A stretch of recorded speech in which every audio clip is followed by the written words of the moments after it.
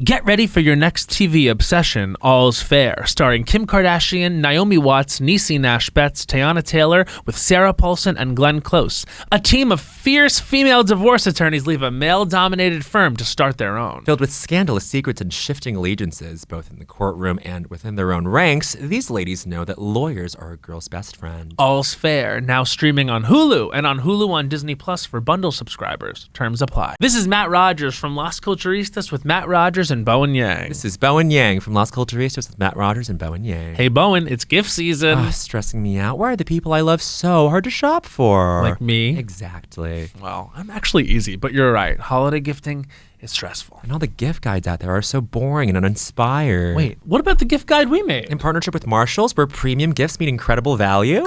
It's giving gifts! A series of guides filled with premium gifts at great value for everyone on your list. Because if I see one more for the dad who likes golf list, I'm out of here. Right? How about something for the people who actually surprise you? With categories like best gifts for the mom whose idea of a sensible walking shoe is a stiletto.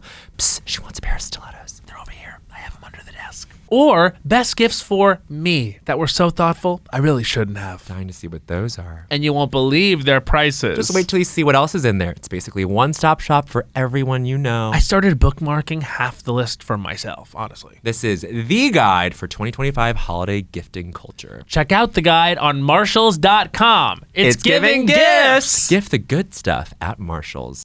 Hey, hey, hey, or should I say, ho, ho, ho. It's me, Matt Rogers, and in the words of another Christmas icon, it's time. I'm back with my new nationwide tour, Matt Rogers, Christmas in December. Yes, it's time to remember when Christmas is. I'm hitting the road all December with Henry Kapersky and the whole band, performing my album, Have You Heard of Christmas, along with a bunch of other little surprises. So if you're in LA, San Francisco, Seattle, Portland, Philadelphia, DC, New York City, Boston, Toronto, Chicago, or, yes, Orlando, Florida, I want to see your gorgeous ass. Go to mattrogersofficial.com or head to my Instagram at mattrogersthough and hit the link in my bio. Until then, stream the album, get your look together, and get ready to deck the damn halls at a venue near you. Christmas in December, you in my heart. XOXO. Me, Matt. Look, man. Where? Oh, I see. Wow. Oh, my. Bowen, look over there. Wow, is that culture? Yes. Oh, my goodness. Oh, wow. Yeah. Las Culturistas. Ding dong, Las Culturistas calling. It's a day that's been in the making. It's crazy to say, like, well, we connected in the south of France, ... Meaningfully connected in the south of France at a convention. And then CamCon. At CamCon. CamCon. I'm so sorry. A convention in Cannes. That's right. And struck up a true, genuine friendship. And then she shows up to the Culture Awards, slays it. Crushed. I mean, they were the most... The biggest stars of the biggest stars in the room. Well, yeah. Kristen Wiig comes in for rehearsal. She does her thing. She, sees all these players, goes, oh yeah, this person's here. Freezes in her tracks. The Salt Lake City girls are coming. I said, everyone except Whitney, who's in Australia. Touring in Australia. Just to let you know how big the lives have become. They're touring in Australia. Touring in Australia at the awards, here, there, everywhere. I mean, this is a historic episode, correct me if I'm wrong, our first in-person housewife, in-person guest of a current housewife. Yeah, I think you're right. Because we've obviously had housewives on before, but yes, this is breaking new ground, and I couldn't think of anyone better. No, because I think that we've been on record as saying that Salt Lake City is the girl. She's the one. John Oliver went on Colbert and even kind of espoused to the audience the ways in which it is Shakespeare. Yeah, you start seeing it cross over. We were just in P-Town and we rewatched season 2's what we can only call the what goes down in the Beauty Lab parking lot. Yes. It doesn't stay in the Beauty Lab parking lot. It's all over television and television history. But that is, I mean, perfect, minute by minute, perfect television. I would agree. And it continued to be. New York Times bestselling author of Bad Mormon and Good Time Girl, star of Real Housewives of Salt Lake City, from the beginning, very much and I think that everyone would agree, very much the protagonist of the show. Mogul, Beauty Lab and Laser. Mm-hmm. I'm dying to go. Oh, we're going. I want to get an Ulthera treatment there. And actually, I want a little bit of a consult on the episode. Oh, yeah. Yeah, and I'm not scared of it. I'm not scared of it either. Let's do it. This is... I say fearfully. This is our truly dear friend. We love her. The one, the only... Heather Gay! You're on Las Cultch. I am so honored to be on Las Cultch. Never thought this day would come. But I knew it would come. It does feel like a final, it's like important that it's happening now. I think my phone is ringing. Well, what could they possibly be saying? Angie Katzenevas is calling. Pick up the phone. You gotta pick it up. Phone. Pick it up and put it on speaker. Put it on speaker. Hey, Ange. Oh, she hung up. Damn, so wishy-washy, that one. Listen, she probably panicked. She's on right now. She probably realized it. And we want her on too for the phone call. Angie K is an incredible friend, an incredible housewife. Yes. Also recommended before the sizzle reel by me. Really? And on my behalf, and I recommended her year after year until she finally was on there. Which was what, season 3 they brought her in? Season 2, they revisited and she came on as a friend. Season 3, she was a friend, and then like full time, Yeah, Wow. But you knew from the beginning. Yeah, she represents such a huge part of Utah and of Salt Lake City specifically, the Greek community. And she has been exactly who she is since she was 15 years old. Sitting like reverse on her desk in Mr. Carter's math class, like with a scrunchie on top of her head, entertaining all of us, not knowing a single answer to a single math problem. And me being so glad I was in a lower math class so I could just have fun and make friends and still pull an A. Yes. But this was the same math class you're saying? Yeah, that you saw? This is 10th grade Mr. Carter's math class. But then clear this up, because wasn't the narrative on the show that you guys did not get along in high school? No, Am I getting the mixed narrative up? on the show is that she hurt my feelings by coming on the show as Lisa's friend and Jen's friend. Oh, and that is real. Yeah, that and is so when salty. so the first scene I had, I was like, I don't like her, and I'm not going to accept her. And look where we are now. So then we but what we, the true nature of our relationship superseded kind of all of that show BS. Of that course. happens. It's a weird thing. You can tell. I mean, it was a great moment. Like, we were getting ready for the Culture Awards. It was the night before, and I was really racked with nerves.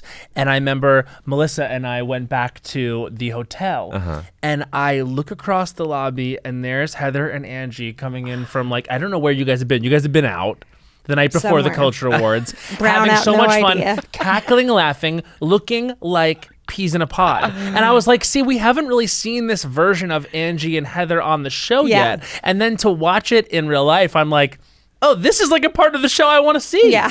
Like the two of you. I think you will see more and more of it, because as like the friendships change and evolve and deepen, like we just are more comfortable, like not hurting other people's feelings by hanging out all the time. You know what I mean? Right. It's just it's just the nature of it. Like, it's deepened our relationship in a way that is really like important to someone at this phase of life for me. You know what I mean? Yeah. To have a high school friend I've known her That's since special. she was Very special. 15 years old. Yeah, the picture you paint of her is so visceral, like sitting on the desk with the high pony, like in not a knowing green and math. white striped Gap rugby shirt, collar popped. Rugby shirt. So she's so of the current time in that Always. garb. But see, like, doesn't that, like, I wonder how you do with that, refraction of, oh my God, this is someone I've known since 15. Yeah.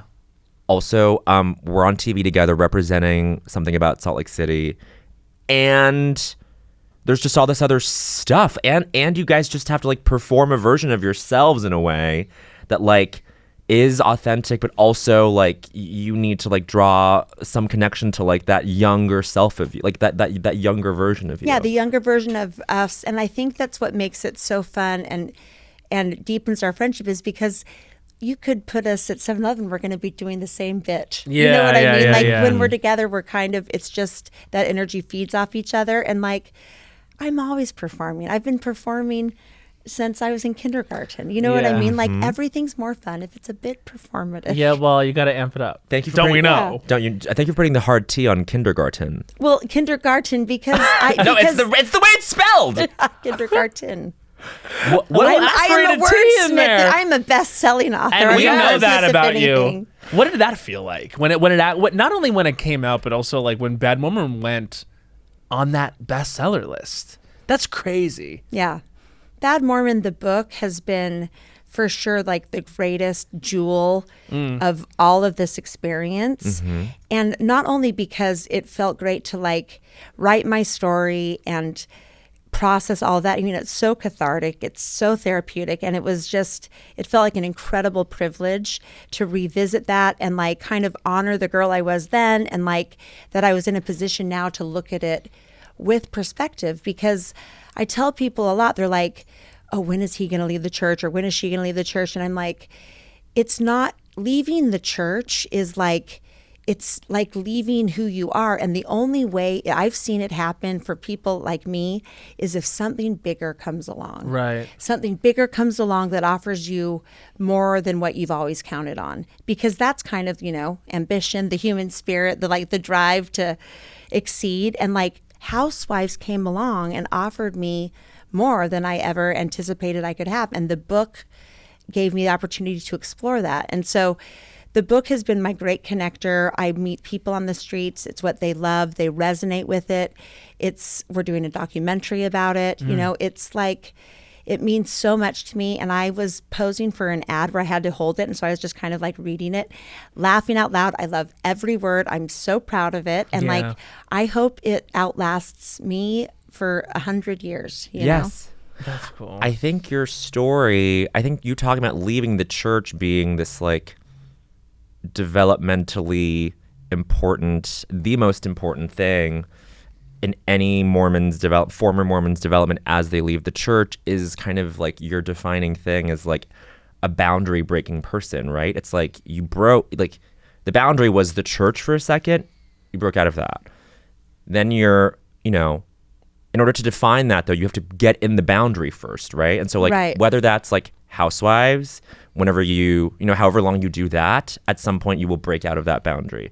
But it requires getting in the boundary first, and it requires sitting down to like write the book. You know what I mean? Like that is the action of like breaking out of whatever box people have put you in. That's exactly how it happened. When I was first approached, I couldn't even read the email saying, write a book called Bad Mormon. I mean, I shut the laptop. It was just too so much. I would never have put my name, my face on anything derogatory about the church or about who I still wasn't sure I wasn't, Yeah. And then just through time, like you start to like recognize that boundary becomes less oppressive and like less defining of your options in life, and like now I couldn't think of a better title.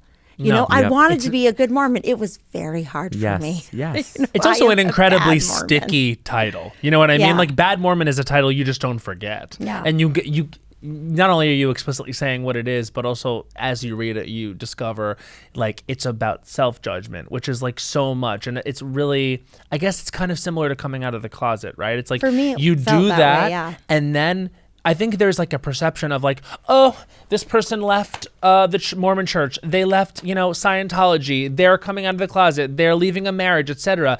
Good for them. That is when the work really starts, because that's when you find out who you are. And I feel like one of the really compelling things about the first really few seasons and ongoing of Salt Lake City Housewives is, of course, it's fun because it's a Housewives franchise in this Housewives franchise. It's in this bespoke place, Salt Lake City, which we hadn't really explored before. But what was the most compelling thing was, I think, especially you're watching you find out who you are. You know what I mean? Like seeing your limits, even with alcohol, with going out, with doing all these things. It's really very fascinating. And I wonder what you get watching it back. Well, in a way, I feel like I got back what I felt reality TV gave to me when I was living in such a culture bubble. My bubble of culture was so intact that like it took a lot to penetrate that. And reality television as a married woman was the first time that I saw examples of women that weren't Mormon dutiful wives. Like that's how inclusive my world was. And I think that it's like watching people live their lives out vicariously. And I've said it a few times, but like there's that scene when Tamara's in the back of the limo with whatever, I don't remember his name now because he's nameless, and she says, I want a divorce. Simon. Yeah. She's like, I want a divorce. And like, I heard her say that. It penetrated my heart. And I thought, oh my God, that would feel so good to say. Wow. I'm watching a woman say something that I could never say. I could never even think it. And like watching that just became a way to like, suddenly see beyond the world that you were expected to live in forever. But that was what kind of like chipped at the veneer for you was reality television. Yeah. Well, so the whole point, to get back, I forgot. I got so distracted, is that like that gave a lot to me. Yeah. So when I had the chance to be on the show and be a housewife, like I knew that like no matter ugly, whatever was coming, like I was just going to put it all out there because I wanted to put out into the media that gave back to me. You know what I mean? Contribute to the forum that gave me what I needed. And what I needed was vulnerability, authenticity, and just women speaking unfiltered. And so on the show, I felt an obligation to the audience, to reality TV as a genre, and to, my own opportunity. Like, I'm here. I'm not going to like take it from someone else that's going to be real. You know what I mean? And I'm just going to do it. And that's like kind of the sacrifice. Like, but it's so humiliation abounds, Well, I mean, of course, that like putting yourself out there is quote unquote like humiliating in some fashion, right? Like even we experience a degree of that, but it's like to have the books plural. Even Good Time Girl's a really sticky title. Like, you can't forget especially because of it popping up on the show. Episode 1. But I think with the books, that is such a. I mean, it's the way I feel about the podcast. In a concurrent sense of like a show like SNL where it's like I'm in service of something else in an ensemble and it's wonderful. Yeah. But then having the podcast with my best friend is like a fucking lifeline because I'm like, oh, I get to like make sense of things with someone I love one-on-one. We bring in people we love, and that is, I'm sure in some sense more isolated what the book is probably. Yeah, absolutely. Yeah. And it's in your zone, But in terms of the genre of reality TV, like, at this point that like the show and what you've contributed to it is the peak of it. Like it is the best reality TV maybe ever.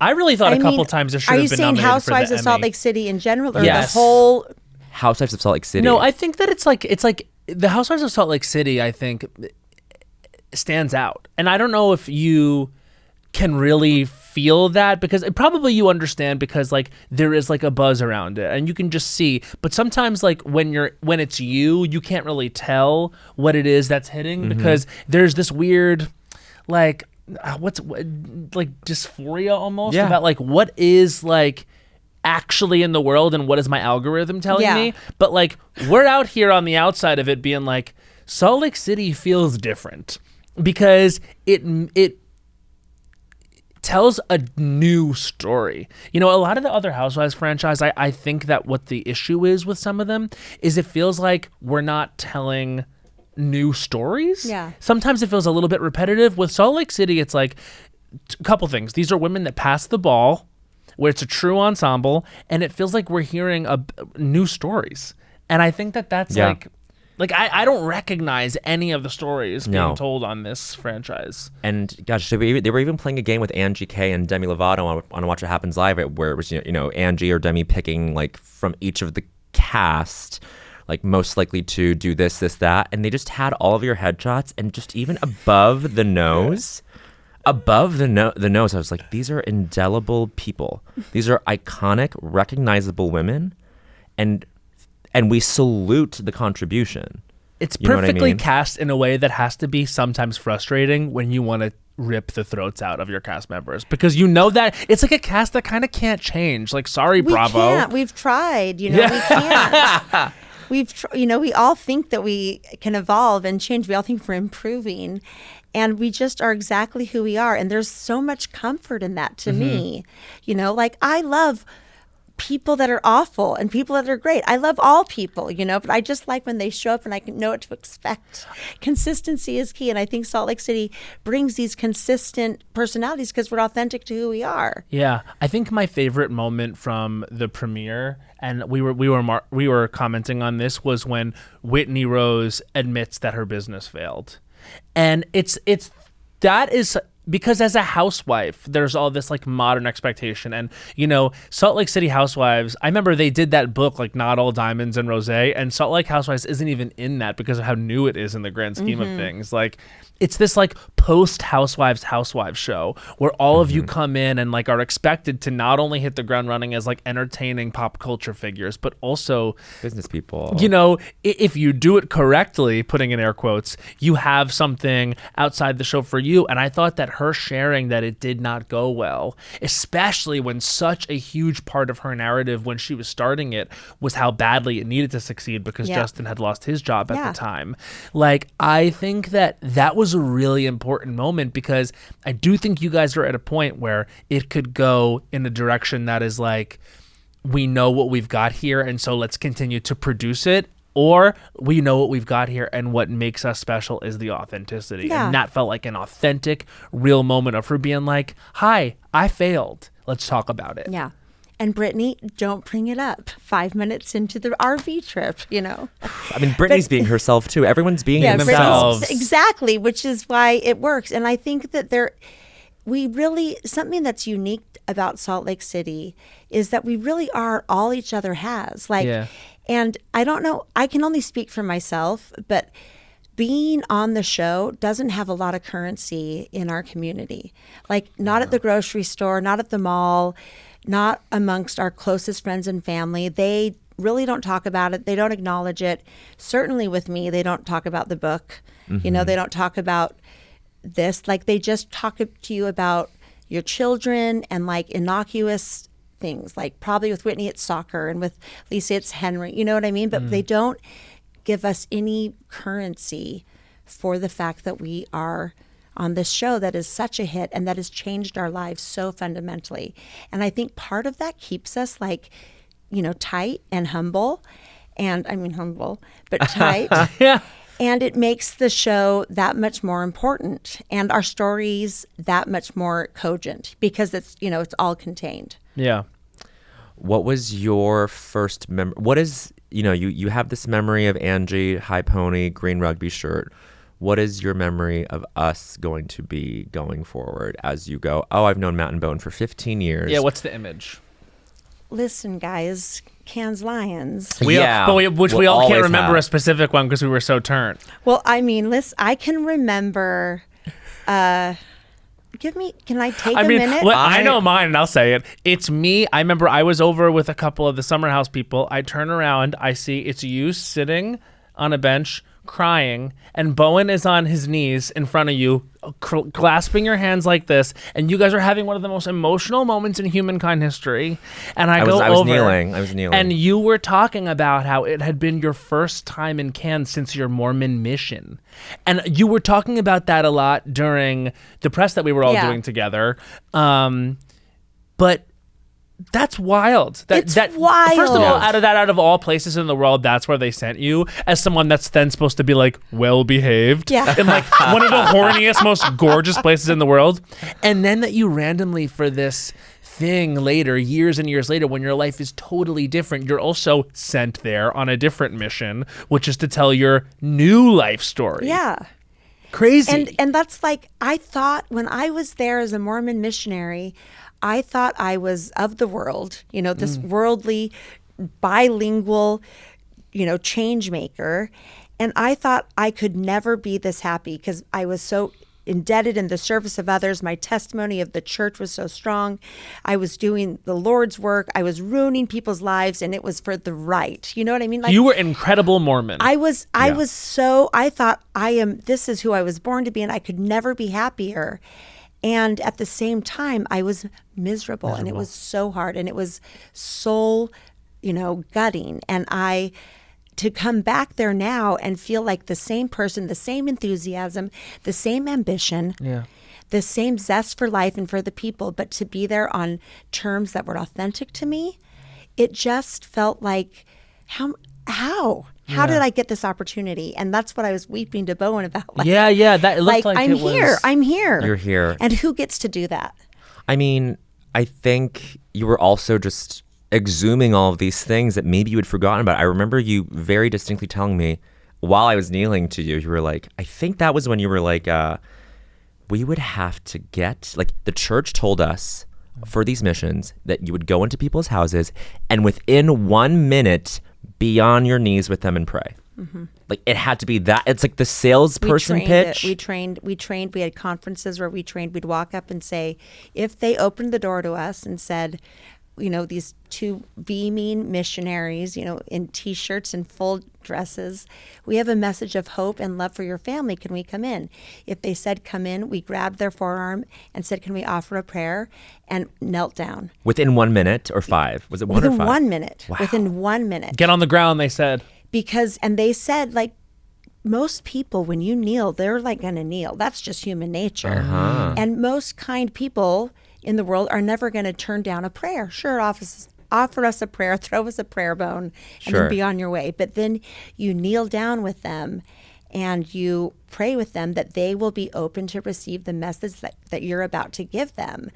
And it felt highly manipulative. But it's also at the same time, I mean, yes, just the intention is maybe manipulative, but then if you're describing, like, just offering a prayer to someone, there is, like, it's so dissonant. There is a kindness to that. Of course, there's a kindness and a love, but, like, why make them kneel?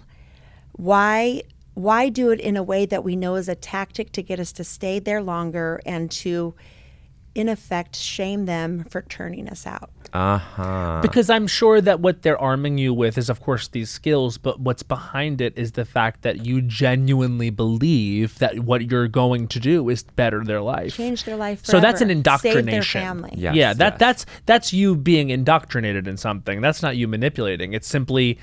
It's actually you really trying to help. And that's why I find the church so fascinating and the culture that comes out of the church so fascinating, and the fact that I had 3 daughters that I was training to be that exact version of me. And now one's living on the Upper West Side of New York City, one's at the University of Miami, in a sorority I don't even want to mention. Partying. Yeah. And, No, you don't go to you're not a sorority girl in University of Miami and not raging. Exactly. And then I have my freshman daughter at UTampa, and, like, none of my friends' kids have even left the state of Utah, and a lot of them are married. So I'm an anomaly in my neighborhood and in my community, and Angie is one of my true friends from high school that is, I mean, think of that, like, everyone else we know is married with, and some of them are grandparents already. So that's what you're saying, like, that's what tightens you. That's what humbles and tightens There's you. not a lot of people like us in our community at all. Not a lot of women business owners, not a lot of women entrepreneurs. The highest brand you can get at our Nordstrom is Rag & Bone. Yeah. It's a good brand. It is good. I love Rag & Bone, and I love Citizens of Humanity, but sometimes the audience wants us to show up in something of course, more. that's what you mean. And we love our audience. Of course. I do want to ask about that, too, because, again, like Salt Lake City being relatively new, even though it's in its 6th season, it still feels like it was born after the creation of what a quote-unquote Real Housewife looks like, is, etc. What that image was born into, television watching communities' heads. So when you show up and the nicest store in your Nordstrom rack is the Rag & Bone, which is really for men, right? Don't they really? They just kind of make It's more. Yeah. So they weren't even helping you. Why so gendered, Matt? Why so gendered? No, what I'm saying is just like the opportunity, sure, but also expectation to be as glam as Erica Jane. Like, what goes on there when, like, you collide with the other housewives? That has to be so intimidating. Of course, I'm talking about, like, Girls Trip, but also BravoCon and, like, Watch What Happens Live, and just, like, showing up as a housewife. How did that feel? How are we interacting with that? Well, for me, it was like, I did everything in a stretchy Zara. Every confessional is either stretchy Zara or Macy's or Dillard's, Yeah, work. Prom 50% off for my first season. And that's like the stage of life I was in. Also, the clothes that fit me. So, I felt like I was doing the best I could, and I had such a fandom and respect, and, like, knowing how hard it is to like just do all of it, there's not a lot of women over 40 thriving and doing these types of things. So like these were the first mentors in my life. Like the first women that I saw get divorced and thrived, that I saw not have 6 children and still have a fulfilling life, you know, not, talk about casual sex. I mean, I know this sounds naive, but like this is the world I lived in. So everything to me was like, I didn't feel threatened. I felt like, take me with you. Inspired. Show me the way, inspired, and just, inspired for sure. It showed you another way. And honored. But I think also embarrassed, but honored, you don't want to bring them down. I don't know. I think like I get that because you talked about this while we were in Cannes, like on a panel, and I think you were just saying like I saw Housewives, and it broke the mold on what women my age could do, what the possibilities were. Yeah. And I think that is going to be true for a while for every woman in America. It's like every woman who maybe is a single mom or an entrepreneur or like just is juggling all these quote unquote unconventional things, especially in a very conventioned place like Utah or in the Mormon church. Like you're talking about something very powerful about television and media, and I think you've like taken that mantle so well. And I think that is why people really kind of like are drawn to you as a housewife, and they say that you are the protagonist of Salt Lake because you understand, as it were, the assignment. My memory of you is this phone background that I still have. Oh, yeah. Heather Gay smoking a cigarette. That is you in a red dress. Good time girl. A good time girl. I said I'm going to smoke and I'm going to drink when I'm in Cannes this time. And we almost got you to hook up with that guy, remember? But then we found out he was gay. Well, they always are. Remember when he picked you up? The redhead, and I wept because I'd never been thrust on a man's shoulder Feels like that good. You before. wept. I did. You were weeping the whole time. I was pure joy. I know. Did we not have the most spectacular? We really had most amazing fun. time. I will say, we got back and were exhausted for weeks. It took us a month to recover. You went straight to Beyonce in Paris. That's why, though. Stop trying to. We were in the middle of writing. We were trying to put together the Culture Awards. You have to imagine. We were in the middle of writing the Culture Awards. Can we talk about the Culture Awards? Let's talk about the Culture Awards. I mean, what's our time frame? No, we're great. The We're having Culture fun. Awards, you guys. That was a blast. It changed award shows forever. Stop it. It's like it's the Chapel Roan of award shows. It's your favorite award shows. That's award the pull show quote next year. The Chapel Roan of award shows. Yes. Just like having you guys there amidst all of what was happening. What I loved was all the throwaway shots to me having the time of my absolutely life. love. That's You think what we're I going to love. use that? You know what I knew we kind of did something there at the end of it. Like we're walking back in. We had taken a moment to ourselves after the show, and we're walking back in, and we see the one and only Mary Cosby. And she is in this red sort of becloaked gown Hooded, with her gloves, full gloves. And she turns to us and she said, "I enjoyed myself." And she said, "My husband said you better know who they are." She goes, "And I do know who you are, Matt and Bowen."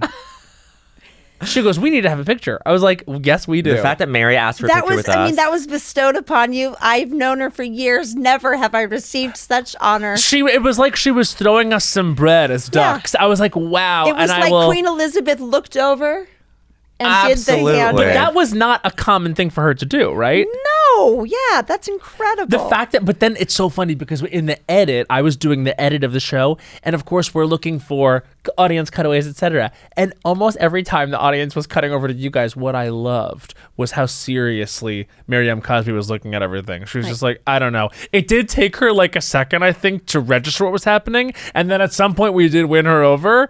But I was just like, it was a you journey. won her over. We you win sure everyone did. over, and like it was an incredible experience. Well, thank you for doing it.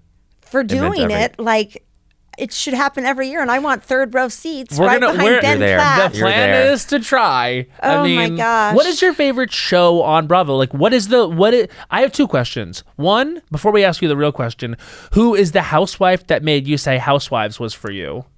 As a Real Housewife fan, and is there a show on Bravo besides Housewives, whatever, that's your fave? Tamara, perhaps, as you mentioned earlier? That's interesting, but no, because Tamara terrifies me. Yeah.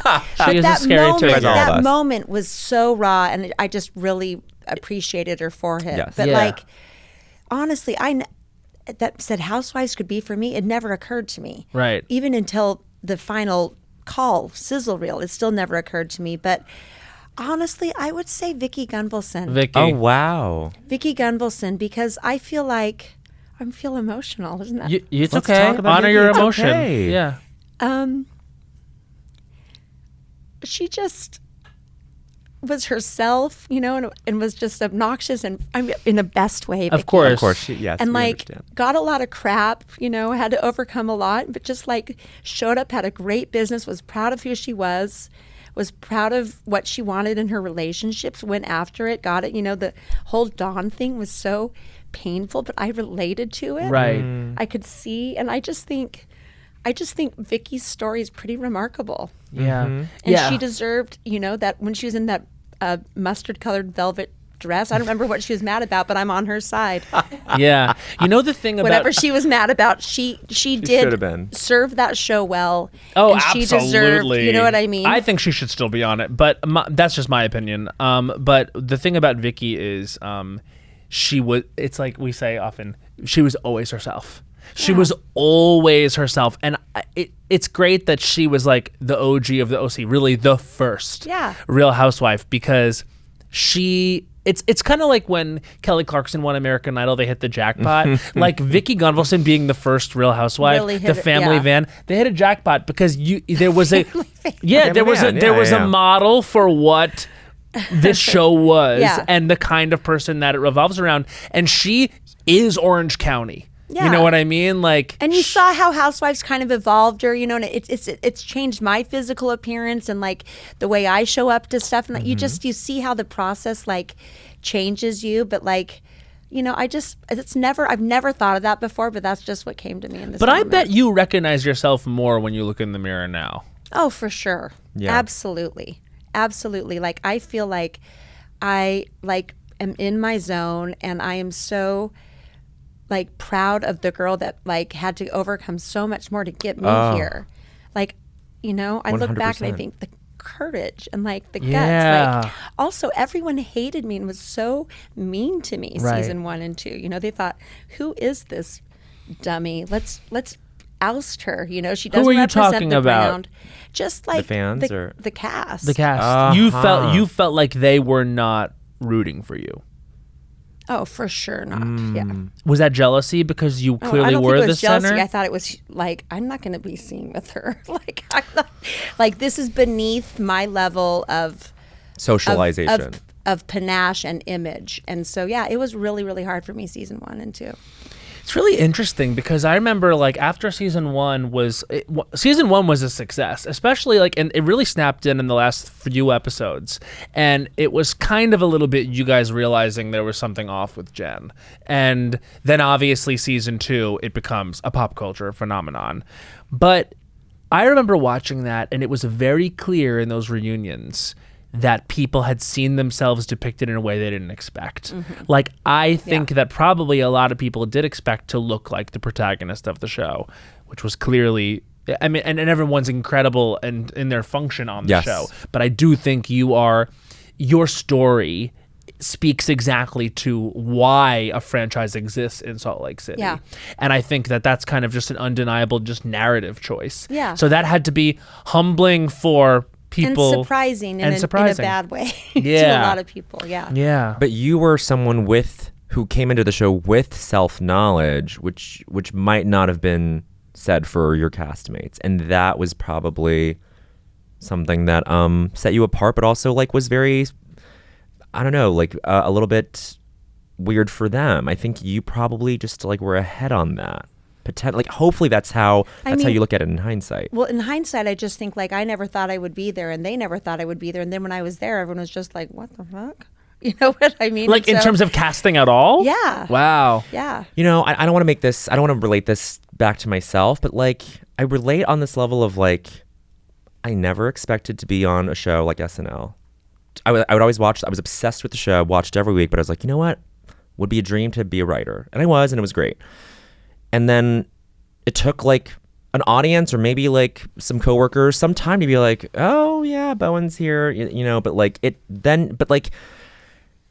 there's something about sticking with it and staying, and whether or not you win over the respective people, you at least like, you know, you kind of appreciate the things that are intact about yourself. Like I would not say you've changed very much since you've started on the show. You've been yourself, you know? I just think I'm seen more now, which is a good feeling. A good feeling, but also sad, you know? Yeah. That there's so many things that keep people from seeing who you really are. Wow. And that's really, really interesting. And how in a way it's like, when there's a camera on you, it almost like it emboldens you to like say this thing. Like you do get the sense like across the franchises, like a lot of people started in marriages on the shows that like clearly weren't working. And a lot of people say like, oh, they went on the show to get a divorce.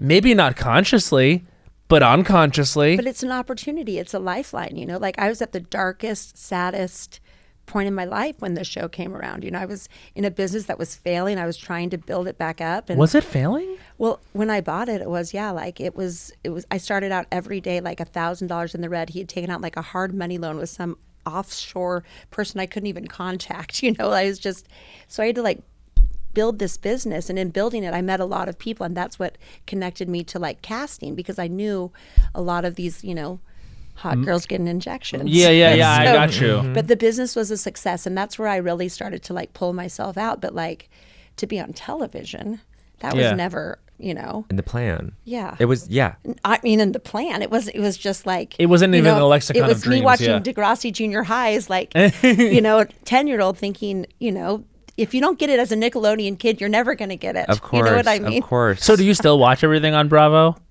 Yeah, I watch everything, and I love all of it. And I really love Southern Charm. I love Below Deck. I love Captain Jason, and I love Captain Carrie. And I did Below Deck Adventure with Captain Carrie. I was going to ask you about what it's like to be on Below Deck Adventure. It was so fun. It was incredible. It was totally incredible. We went to Norway. You know, it's so great. Yeah, the fjords, like things you would never see from land or even on a screensaver on your laptop. Right. You know, it was really incredible. You're like, wow, this is real and not just a I know, sometimes I'm screensaver. just like, this looks just like my screensaver. It's amazing. I didn't see a lot either growing up. Like I like we had like a working class family on Long Island. So now that I get to my adult life and get to go places like Cannes, it's like so amazing. And you do take it for granted because there are so many people that don't have, even if they dreamed, that don't have agency, access, ability to go to all those places. Yeah. I mean, my first international trip was as a traveling companion for a little person that needed help, like with their luggage and stuff, because I wanted to see the world. Where'd you go? Cannes. Not Cannes, sorry, Cancun. Cancun. Same diff. Wow, that's Same so diff. Interesting. Cancun, That's yeah. probably similar. Cancun and Cannes are. Cannes. I wept on the white sand beaches of Cancun. both. I want to come back. Am I going to come back? Yeah. You know, you just have this angst and this like desire for a bigger life, but your circumstances, there's just no path to see it. Well, and then like your parameters change as soon as you have a kid or 3 kids. Yeah. Like big mistake, huge. Don't do that. I'm like, you know, I mean, I just graduated. I'm an empty nester. I can say it. Yeah. I've been paroled from motherhood. Oh my gosh, how does that feel? Incredible. It's my Rumspringa. I love it. Yep. Was that true in Cannes, or was Annabelle still? Cannes kicked it off. Annabelle went to Tampa, or what? No. Annabelle went to Tampa 2 weeks after I got home from Cannes. Wow. But like Cannes kicked it off for sure. Wow. And now it's like I'm being like totally intentional about it.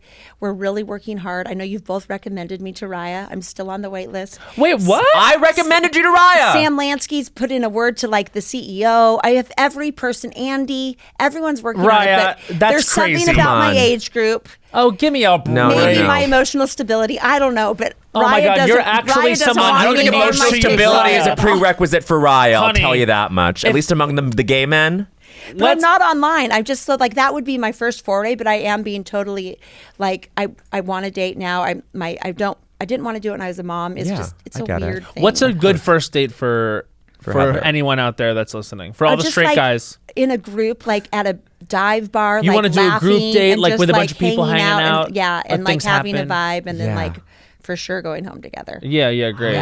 You want to have your know one my night stand, vibe. or I do know your vibe. Yeah. We have the I can't same believe vibe. you're asking me this. It's for the people at home. Honestly. It's for the straight guys Honestly, listening to Las Cultch, which they are. They are out they there. though? out there. Are they? No, honestly, a lot of Katies out there have said, my boyfriend will sometimes just have you guys on because they'll have indoctrinated them in the ways of Las Cultch.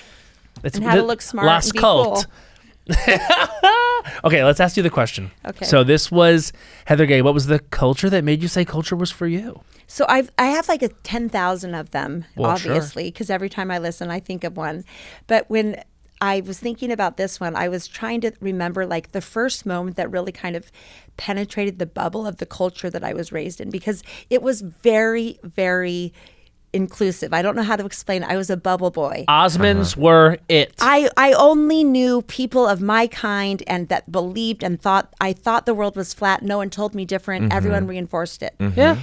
And I had one friend, and we're still friends, Jessica Miller. Shout out. She's in Good Time Girl. She, her older brothers picked us up and brought us home from school one day, which I don't know how or why my mom allowed it, but it did. Okay. It happened. And they played Violent Femmes' Blister in the Sun in the car. Uh-huh. And I was probably in like third grade. Yeah. And What awoke? What was the feeling? What? Every part of me lit up. You know what I mean? I understood none of it, and I understood all of it. And like it changed like my chemistry, and I thought, what is this song? Yeah.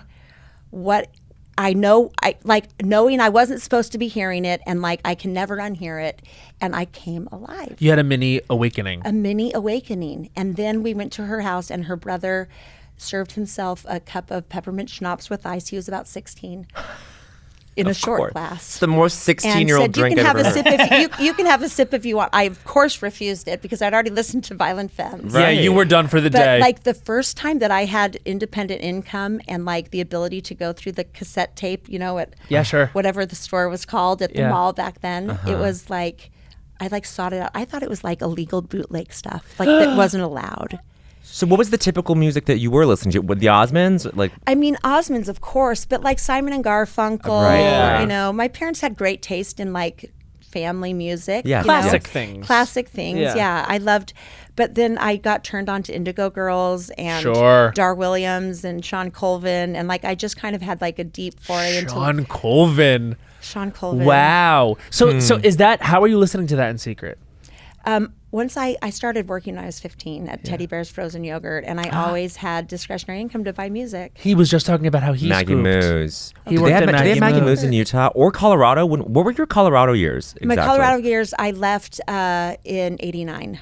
Oh, wow. So it was Teddy Bears, then it was Golden Swirl Frozen Yogurt. So you were a froyo I queen. used my experience at Teddy Bears to leverage a lead employee position at Golden Swirl, which I stayed. Yeah, you leveraged. really I stayed on a through manipulated. high school. businesswoman from the beginning, being entrepreneurial about it. Always, yeah. Yeah. So I connect with this. I remember my song was "The Roof" by Mariah Carey, and it was just about like the rain hitting her skin on the roof while she made out with who we found out later was Derek Jeter, and that was her sexual awakening. And I believe I was 8 or 9 listening to it, and there was something about it that I didn't need to really understand it to understand it. Yes, Music is special like that. Yes, Don't you think? It is. And when it comes from a source and you think it's like another world, like there's another world and realm that exists that I have not yet been introduced to. Right. And I want to And how find are it. people even thinking to express themselves like this? Exactly, because it never would have occurred to me. Right. But that song in particular, like, did the brother tell you who the Violent Femmes were? What this, like... No, I just like It happened in a vacuum. Understood it. That song Okay. is clear and occluded. You know what I mean? Yeah. I just understood it. I don't know. I felt it like beautiful. awakened me. Okay. I wanted to stain the sheets. I don't know what that Yeah, means. you wanted to stain the sheets. I don't know and what you it even means, but whispered I it knew here. It was bad. Things about stains in the sheets, Huh. they happen, girl. I don't even know why. Well, They were eating dinner in bed. Yeah, they were Yes. eating pasta. They had arrabbiata sauce all over them. That's what it Who was. knows? It could be a million things. Let's not ask questions. Exactly. Well, and it's Let's almost just kind of listen and feel the music. But it's, you know what it is? It, like that song and very in particular, we say this word a lot, serrated. Serrated. Unforgettable. Basically, it's like it's got a rough edge. It's got a rough edge. I understand serrated exactly. You know? You know what I mean? Lots of ups and downs. Right. Cuts right through. Mm-hmm. Yeah. Serrated, you. You know what I mean? You've had to cut through your life. Yeah, absolutely. Yeah. I love that answer because it's private. You know what I mean? It's like a very private, explicit, illicit thing, and just had to rub against everything you had been told about like the way you should feel, and just that as the culture that made you, Heather Guy say culture was for her, is like you can feel the memorability of that. Yeah, and like it's tangible. Like this, I'm not going to be able to be who I'm expected to be. This is going to be harder than I thought. You know? That is quite queer. Oh, I feel I have like. You feel a connection. I feel like I write from a queer perspective. I really do. Like I feel like my books have quite a queer perspective. If I'm allowed to say this, no, you are. It's about. This is what I'm might saying. Be queer. I'm only 50. You're breaking out of a boundary. You're Yeah. breaking out of something that someone else has sort of like boxed you into, and now you're in control of. Well, I'm going to get into the box because that's part of my process. That is part of my identity as an artist, a writer. All of these things, a public figure. All these things should be, I think are already driven by that idea. I'm being a little like No, life I'm coachy. totally with you. No, and in yeah. terms of culture, I mean, think of your podcast and speaking on culture, like, isn't there something like fascinating about the fact that like I came out and like my only mentors of culture are housewives? Like these are the women that like I am figuring out how to form my life after. I mean, think about when you came out, like you have to like, you think of who what kind of person am I going to be? And I have no examples of that. I knew no divorced women thriving or with their own businesses, none. Right. And so now it's like, and I see women now that have overcome and have resilience. Erica Jane is a huge inspiration to me. The way that she is just like reinvented, and she's, I just admire that, like the tenacity, the resilience, the grit. Like it is not hard out. It is not easy out there. And it is not easy to come back from like people being really horribly cruel, I feel and like still shining. Yeah, I feel like also when you went on Ultimate Girls Trip, and that was a hard season to watch. It's so hard because you realize quickly that you're a guppy in the fishbowl. waters, And I didn't come in thinking like, I really did come in like a fan, like excited to make fun TV with these incredible dynamics. Which is what it should be. That's how I feel about it. Like for me, the creative process of it is like, I am a theater kid. I grew up doing road shows and family performances and talent shows. And like, I was a pianist. Like, this is like what I love to do. So like, it seemed fun. Like we're going to have theme nights and dinners and we're going to all give each other shade and laugh. And like, you don't understand or expect kind of the menacing or the meanness of it. Yeah. And I really learned, that's when I became really close with Alexi and Marisol. Really? I was gonna bring them up. They are two, like I was with them on Sunday at the Miami game. Like we are close. We love Alexi and Marisol. I love Alexi and Marisol. They are the real deal, and they defended me right out the gate on that trip. Yeah. And they also gave Whitney hell for not, supporting me. Like they were true friends. And so I think those types of dynamics give everyone an opportunity to kind of show their true colors. Yeah. I mean, there's the mistake that I'm gonna say as a non-housewife, but I'm gonna kind of. You could be one so easy. Oh my gosh, You'd be great. There's so easy. There's a mistake housewives make, which I think Giselle's guilty of constantly, which is like it's the way that like some people think like meanness is funny by default. Especially like when guys like flirt with you, like they kind of like neg you a bit, like they're mean to you, and you're like, wait, no, that's not Hate. It never works. That's not as charming, or that's not winning anyone over the way you think it is. No. I feel like Giselle and a certain subsect of housewives do that, where they're like, let me just be nasty and cruel, and then like let me drum up this like inane drama with like this Clase Azul bottle. It's like, who fucking That was cares? so lame. It just also wasn't fun to watch. Do you think she would have been kinder to you if the cameras weren't rolling? And has she been kinder to you yes, since? she's totally kind to me off camera. Well, there you we're go. single moms with 3 daughters. You know, like she's like, we had fun, didn't we? And I'm like, Did we? We did not have fun, ma'am. I mean, she made like a really nasty comment about our friend Joel About Kim Joel, Booster's yeah. like penis size, and then It was racist. It was racist. but it was just like not cool. Yeah. And then we were checking in with him, and he was like, "No, I thought we were totally great." Just like kind of an example of someone who's one way and then another. Which Yeah. I sometimes wonder. I'm like, do people think we can't tell? Oh, We no. can tell, you know. Well- but then again, there she is, a success on the show year after year. Clearly, they keep her.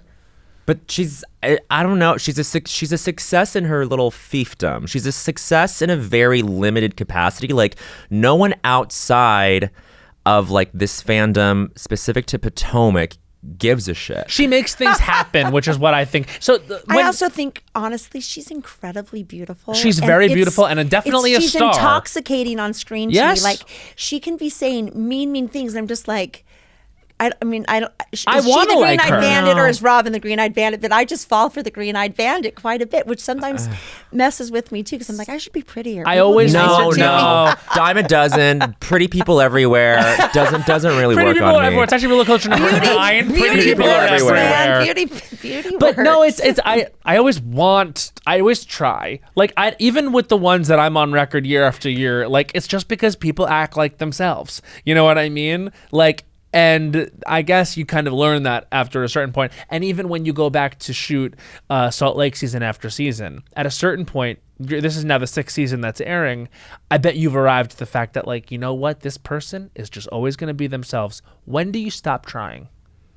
Well, I'm never going to stop trying. You're never you gonna know? stop trying. That's who you I'm are. just a court gesture, just like love And you me, never accept me, you like never even me. stopped trying with Jen. No, and Jen was, you know, A friend. force and a friend. And I love people. I sometimes say brain on fire. Like, I love friends where they keep me on my toes, and like everything they say is interesting or polemic or, you know, just challenging. And I don't know if that's just trauma or what. I don't know what that's about, but like there is a part of me that thinks I can be good enough to this person that they will change and like me eventually or treat me well eventually. I can't. A therapist could tell me that's never going to happen. I'd be like, but I can. Like, I can love them through it. I can, and I know I can. But Your view of friendship is that it allows for the challenging stuff, the polemic stuff, the stuff where you're like, this is not, like, there's no such thing as, like, this is not how a friend should talk to me necessarily. Like, is that what you mean? Like, well, it's just like, I know they're horrible, but they're hurting. Like, I'll get the caged animal. I'll show them that they can trust me. as long as I'll get them to treat me well. as long as they don't hurt you. I think that's what, as fans, like being is hurt.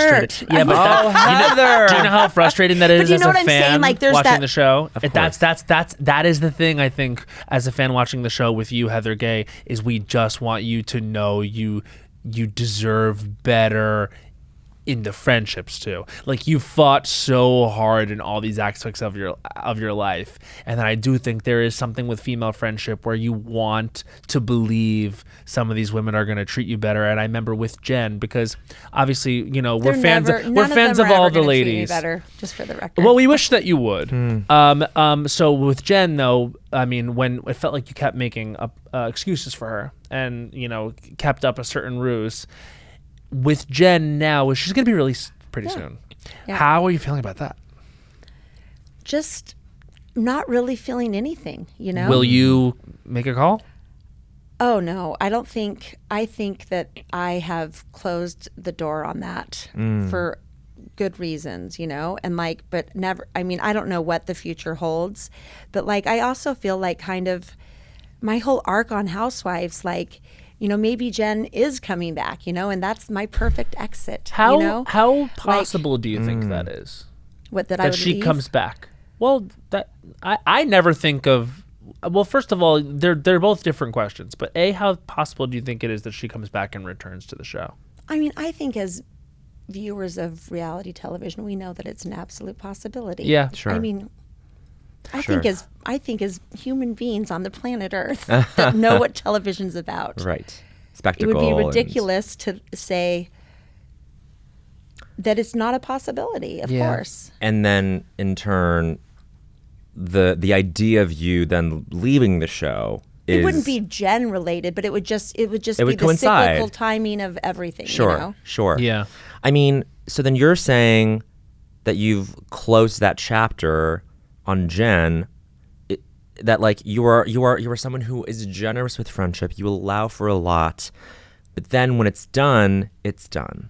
Yeah, it's done. It's done for now for me. Okay. But of course, I have no idea where it's at for Jen and what's on her side. And if I'm, so you know what I mean. Because I'm tying this back to like you having to like permanently say goodbye to the people in your past from leaving the church. Like you have a model for this, and that's a good way to move through the world in some cases. Like you say goodbye to people in your life with some permanence. Yeah, and things tend to get better. And so I'm that scared me for a long time, but it doesn't scare me as much anymore. That's a huge moment in life, is actually realizing, you know what? I'm going to be okay without this person, and I could be okay without this person. Like, because sometimes it's because when you are indoctrinated in what you are understanding to be like empathy and goodness, it's like once you let that go, you can like people are harder. People are the hardest. Harder, yeah. Like that's the thing. Yeah, it's true. Yeah. But and so I think that's why it's like it's harder to understand, but you can understand it as a viewer, as it's like you are someone who cares a lot, and we can even see that and feel that from you, even knowing you as well as we do, which we went on one sick vacation and we've hung out at an award show where we got to say hi. It's real, guys. It's real. No, we did. Real. Because you want to know what? Like we do consider you a friend because we can tell how much you genuinely care, and that comes through the screen. It really does. I love the show. I love the women. It has changed my life forever. And it's like an incredible privilege to do what we do and to like have access and to like be in Cannes partying with you guys. Like you can take Lisa Barlow for a season if it means. You know what I mean? Yeah. And it was really, it's just like I just feel like I don't know how my life could get better. Yeah. That's really, that's wonderful. One last question before you move on to I Don't Think So, Honey. Were you guys having fun together at the Culture Awards? Like, were the Salt Lake Housewives, were you guys able to put things to the side at least for that night? One fun night? Yeah, we're the queens of that. We had the best time. Plus, when we're on top and we're there and everyone, like, it felt like we were the biggest stars in the room. You really It was were. so wonderful to us. I mean, you think we're going to bicker about bullshit? Whatever. No, like there is genuine love there on my side for all of them. You know, they have changed who I am. They have shaped who I am. They are why I'm here and who I've become, which is crazy, you know, because so much of my life was shaped by such different forces. Mm-hmm. And so, yeah, we had the best time. Like, I laughed, I cried, I wept. I'm not even going to say it was better than Catch because it was. And it was just like everyone had such a good time. And did you guys hear how Angie harassed Jeff Goldblum? No. No, tell us about that. What happened? Well, I will tell you that like she had good intentions, but her presentation was awful. She went up to him and said, "My daughter loves dinosaurs. Will you make her a video?" I mean, if only he knew. Like, I think he how probably huge. But then she backpedaled and made it all make sense. But I was like, that's not your line. You have to. I think it is. He'd made a beautiful video. Of course he did. The He's most a gentleman. charming man in the He's room. a lovely man. Oh my gosh, and his wife, they were great. Emily, she's the best. But I think Jeff and Angie are on the same brave wavelength. Yeah, they're in the same plane of reality. Just curious people who just, just. He's like, oh, she likes. Oh, absolutely. Is there a specific dinosaur? You know, it was just like they were off to the races. Two characters talking to each other. Honestly, you know what I mean? You and I'm telling you, like it made my heart leap out of my chest to see you guys like having fun together. I loved it. I hope we see more of that on the show this season. So before we do I Don't Think So, Honey, what's to come on the season? to come on this season, there's a lot of really, really fun laughter. We have a lot of fun. We wear a lot of costumes. We are into our themes.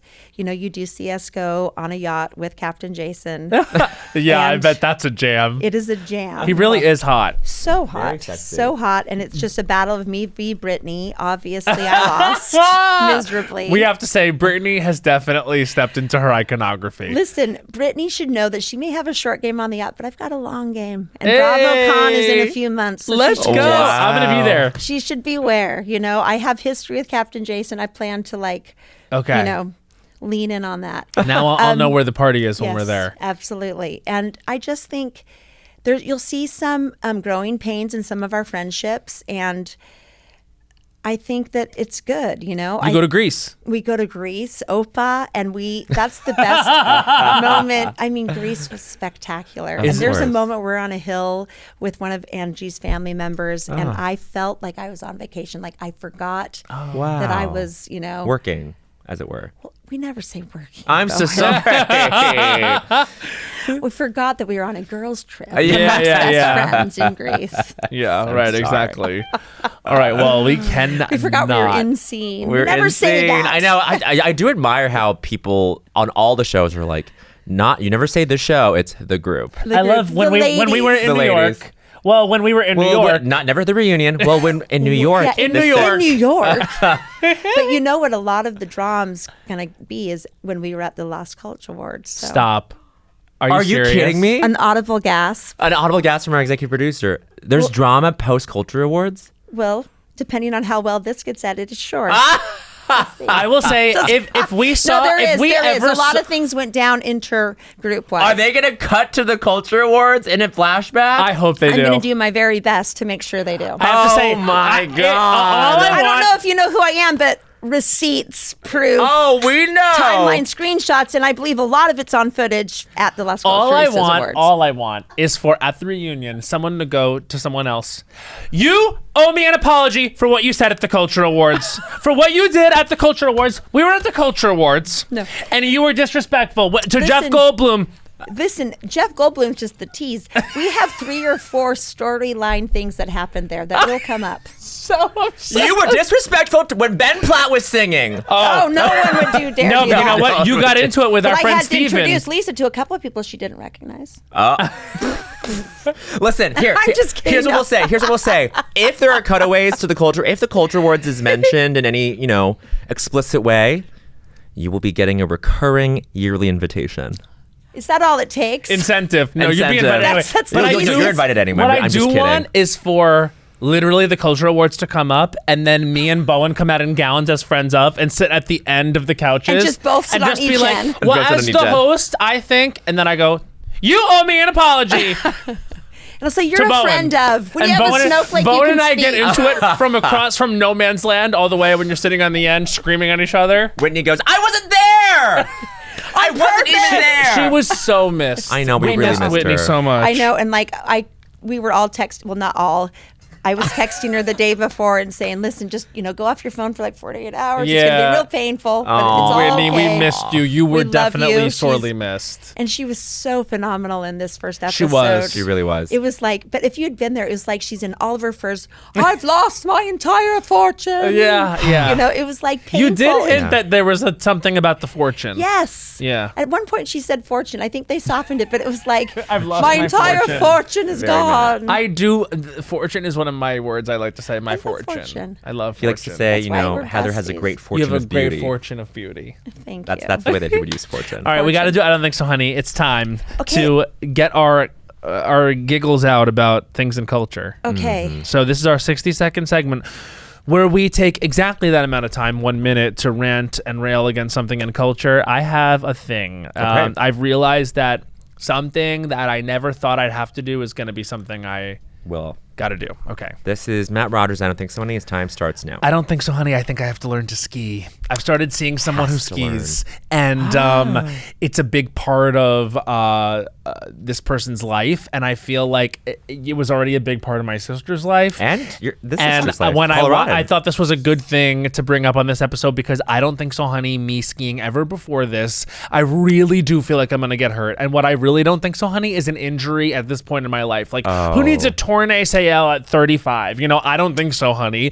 That being said, I'm told it's quote unquote fun. I'm told it's quote unquote easy to do in the beginning. The bunny hills, I know those sound kind of simpler because a bunny is a very simple animal, the way it hops, etc. But the thing is, like, I don't know about me and my coordination. I'm a 6'1" man, not known for my dexterity.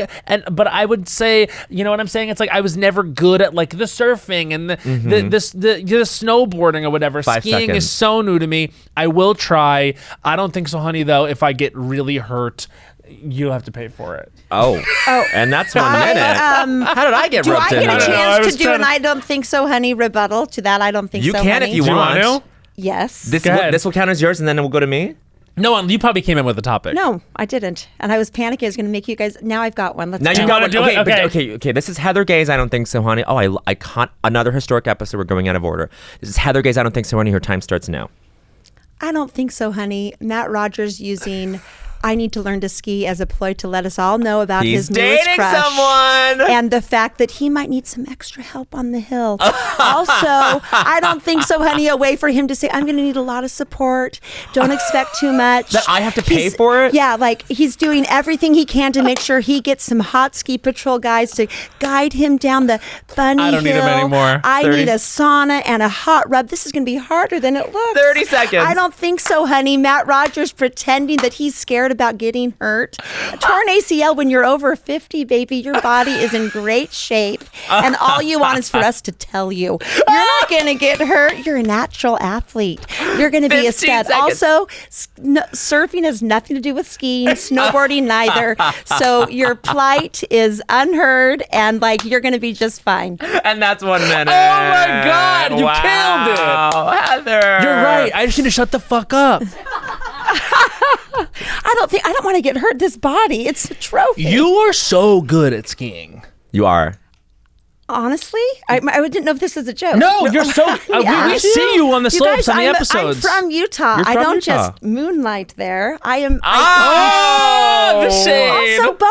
I was an Eskimo Ski Club, Colorado girl. I was a Keystone guy. I was a Keystone boy. We still go there. We were Beaver Creek Vale. I love Beaver Creek and Vale. I need you guys to hit the slopes. I would love that. Okay. Bowen and I will absolutely do anything together. Did you see us weeping together? No, I'm telling you, the way that I saw you guys absolutely connecting. Also, can I just share a little thing that happened in that same gazebo? Please.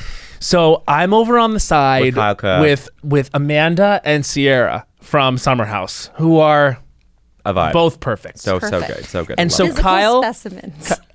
Just stunning. And so we had been hanging out a lot with Amanda, but Sierra, because we were all doing NBCU stuff. That was a rare appearance for Sierra. And Sierra wasn't one of the NBC She was there girls, with like Amazon or something. So it was finally they were all linked up. And so DJ Kyle Cook was doing DJ Kyle Cook Cool Boy stuff out there opening up for Ludacris. So Kyle comes in and he's amped because he just crushed. He's like, love him. He was just acting like he was like a kid on Christmas morning. Oh, I love him. He opened for Luda. He opened for Ludacris in Cannes. So cool. It was awesome. Yeah. So great. So he comes in, it's like, dude, it was so great, dude. And then Ludacris's person starts. The opening DJ starts playing. So Kyle's like, we gotta go. And then like Kyle runs off. A bunch of people follow Kyle. And I'm like, okay, we're gonna go. And Amanda goes, I haven't even gotten a new glass of wine. Can we take a second? And Sierra is still sitting. And she's like, I know. And I realized this is my moment to be cool in front of Sierra Miller. So totally against my personality. I'm usually running after Kyle Cook. So I go in front of Sierra and Amanda. I go, yeah, like, why are we running? And Sierra goes, yes! Like, for a second, I was like doing drag to be cool enough in front of Sierra. Itself. And then I like got to sit down and like talk to them for a second, and I was just like, hell yeah, I did it. And then a half second later, aka now, I'm like uncool. But I saw my second to cosplay as like a cool girl. And you like sped And he ran off, of course. It's like, then you heard yeah, and I was like out there. But then we had such an amazing time. You got on their level as like you got I'm a on code switching icon. You're talking to a Mormon housewife. I know, girl. Code switching. I mean, it's all I do. Yeah, it's all we but all do. It was truly it was a good moment for me. Lots happened in that. A lot goes down in the gazebo. Yeah. And the Sprinter van. Loved it all. Okay, so I've lost the phone. It's fallen underneath. Okay, I'll do a quick Bowen's one. being left out of his 1 minute. This is Bowen Yang's I Don't Think So, Honey, and his time starts now. I don't think so, honey. The fact that I did not wait to get my first Botox at Beauty Lab and Laser. I got it done at the derm, and I really, genuinely was holding out on the next time I go to Salt Lake City, whenever that will be, I will get my first botulism injection. Toxin. Tox. I'll get my first tox in my face. My guy's a minimalist, he says. I say I have to raise my eyebrows and express myself for work. He says, I'll go minimal. This shit is crazy. 30 seconds. I'm new to this. You look amazing. You seem so surprised. This is do I? I seem so surprised. What's my range? I don't know about this. I'm gonna really ease up on it. 15. I tried it. Maybe not for me all the time. Maybe now and then in like the summer when I'm like, I'm, Matt, I want to look dewy. But I should have waited to go to Beauty Lab and Laser, a site of 5 true seconds. history, television culture history. I'm sorry, I did not go and be a patron to your business, Heather Gay. Comped for life, and you look perfect. Thank you. And that's 1 minute. I will say it looks great. Raise your eyebrows for me, and now make an angry face. This is Yeah, all my very normal. 11s are still intact. My 11s are still there. Much more. Who advised him? See, my derm says he'll only ever give it. So I have it in between my Your 11s? brows Those here. are 11s, yeah. But my It's actually the triangle of sadness. okay, so I have it in my triangle of sadness, I suppose. But my derm says he'll never give it to me on my forehead because my brow is too flat and thick. What do you think about this? Well, and I'm worried about my under eyes. When a guy says to me that he'll never give it to me in the area I've asked, I usually break up with them. Oh my God. That works for Botox. That works for Penetrative back cream. sex. That works for penetrative sex. Well, you know what he says to me? He goes, we'll do your 11s, and then he goes, and maybe a little bit over here. He's like, but I'll never do your forehead because I don't want your brow to droop. Because he wants me to be expressive as an actor, which of course. But then I was like, but what about my Do under you think eyes? I am not expressive as an actor? No, you are. I cannot even most. lift a muscle on my face. I don't know if I'm smiling or crying or shocked. And do you not feel my We emotion? feel it all. We feel it all. Then do not fear the needle. Fear the furrowed lines that will age you prematurely. Well, like vulnerably, the only thing I'm really like not good about is like just my bags under my eyes and like the wrinkles under my eyes right here. He goes, "You are a candidate for a lower blepho," and I was like, "Oh, what?" A lower blepho. He goes, "A lower blepho, a lower blepharoplasty." Yes. So now, Or there's upper familiar. blep. So now I was go- thinking it was something sexual that only derms said yeah, to a their favorite blepho. patient. I gave him a blepho on the slopes. But anyway, I need a lot of help coming down the mountain. yeah, I need help on the bunny hills, and I need a blepho stat.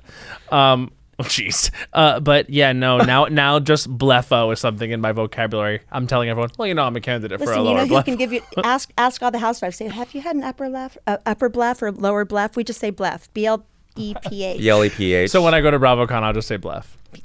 LB. LB. I'll do LB, UB. I'll do a UB. Upper bleph. Ugh. Upper bleph. Anyways, Well, Heather, I think we should take Matt to Gay Ski Week or something. Well, for sure. I'm on board. I think that'd be very I'd love fun. to coax you down the mountain. I would wanna- well, now I have to. No torn ACL on my watch. I will be so good at the après part. Oh, that's the only thing that matters. Après is the funnest part, but you have to do it's interesting. You do have to like suffer through the actual skiing to make the après even more enjoyable. Yeah, you have to feel the cold in order to enjoy the hot. Exactly. I get it. Okay. Well, much in the future.